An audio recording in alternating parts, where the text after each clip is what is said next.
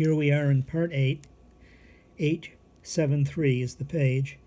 Part 8 of the digestive system is where we're working right now.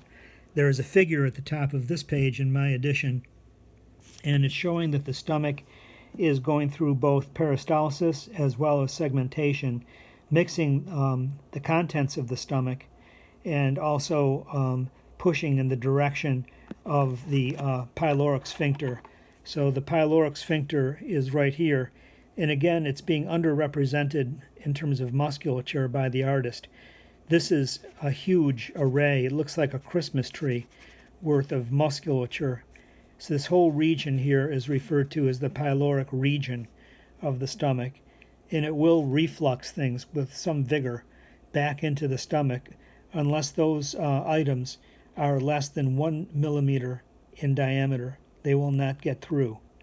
Of course, liquid passes through, water, juices, or the broth of a dish that's being consumed.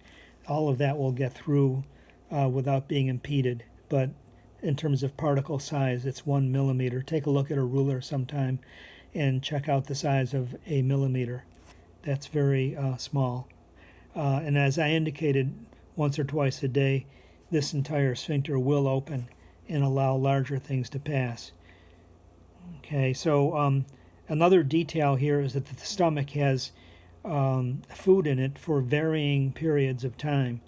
Of course, the simplest thing would be just drinking water. The stomach barely will have any response to water. It'll have some response to beverages of some kind or another, depending on how rugged the beverage is. But generally speaking, that which is fluid passes through the stomach easily. Okay, so when it comes to actual food, probably fruit is the easiest thing to digest since nature has already digested it. Okay, and so it's just a matter of breaking it down. Here again they're showing this phase here of grinding. So there's the propulsion, there's the grinding aspect, and then ultimately there is what they call retropulsion, or I would just say that things are being reconsidered for further consideration, and so it's just being refluxed back up there. Okay, so the details here are having to do with something that are referred to as let's try to get that in there. There we go. Enteric pacemaker cells, historically referred to as it's a Spanish name here. The cells of Cajal are the important thing. But the idea here is that there is a basic electrical rhythm. Just the way the heart has its own intrinsic rhythm, the stomach also has sort of a nodal aspect to it, where it has its own rhythm that's going on. They say that the propulsion aspects are about 3 times a minute, and I would say that the grinding segmentation is happening at a somewhat more brisk pace. Okay. Then there's this detail, and this addresses this diagram right here, which is on page 874, directly addresses stomach emptying.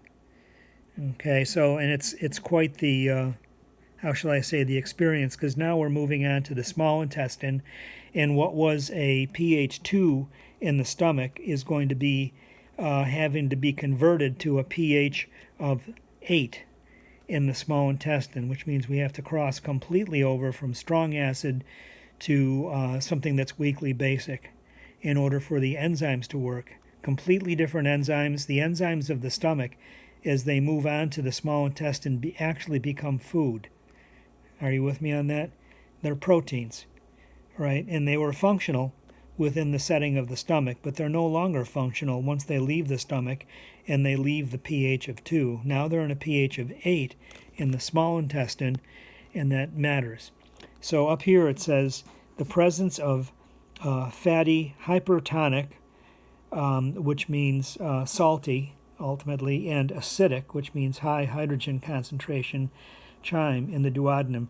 What is it that causes high levels of hydrogen is going to be meat and wheat.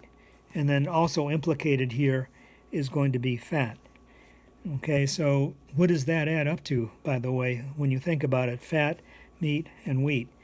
You can probably think of a number of things that could add up to besides a cheeseburger, but it could also be a grand slam at Denny's. You know, the eggs, sausage, a short stack of pancakes, bacon, toast, you know, something that was going to actually last for as much as 14 hours, 12 to 14 hours. Pizza would be another one of those things.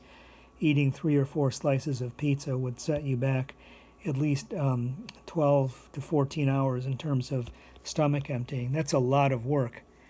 And some people don't understand when I'm faced with restaurant menu choices that I choose the path of least resistance only because I don't want to work that hard for some things. So at any rate, what's going on here is that we're coming down to the duodenum. Once we get to the very beginning, the first couple inches of the duodenum, there are enteroendocrine cells again, of sorts. And in this case, they're secreting secretin, cholecystokinin, which is abbreviated CCK. I need you to think about, I'm going to be referring to this molecule as CCK, okay, because it's easier to say. And then there's this vasoactive peptide. And so these are right at the very beginning of the small intestine. So over here on this diagram, if you think to yourself that right here is where the stomach ends, and that's the pyloric sphincter, and right here is the very beginning of the duodenum, it's in these first 2 or 3 inches right here that we're going to be having the release of those molecules I just mentioned, right from the wall. They're sort of hovering there, looking at what's coming through, and they're all sort of like, you know, excitedly saying, oh my goodness, there's fat, there's meat, and there's wheat. Holy mackerel. Let's turn off the stomach and deal with this. Right, so that's kind of what's going on, is these particular cells here that we were just looking at from this diagram. What they're going to do is they're going to, we come down here, we have the contractile force and rate of stomach emptying is going to decline. Okay, that's part of the deal that we endure from all of this. So that just means if you're having an apple or something like cooked veggies, you're not going to be seeing the fat, meat, and wheat. And so the apple or orange or something like that might go through in something like 15 or 20 minutes, and the maybe something that takes a little bit longer could be something like a banana. And then finally you get to something like cooked veggies, green veggies, broccoli and spinach and things like that. And that could take maybe an hour and a half, 2 hours to work through. If it was veggies and maybe some small bits of meat or something, chicken or something like that, it could be something like 2.5 hours. And it's when you get to the really serious complex foods, like a pizza or a very complex combination of foods, and with a large meal, that's when things get out there into the greater distances in terms of time.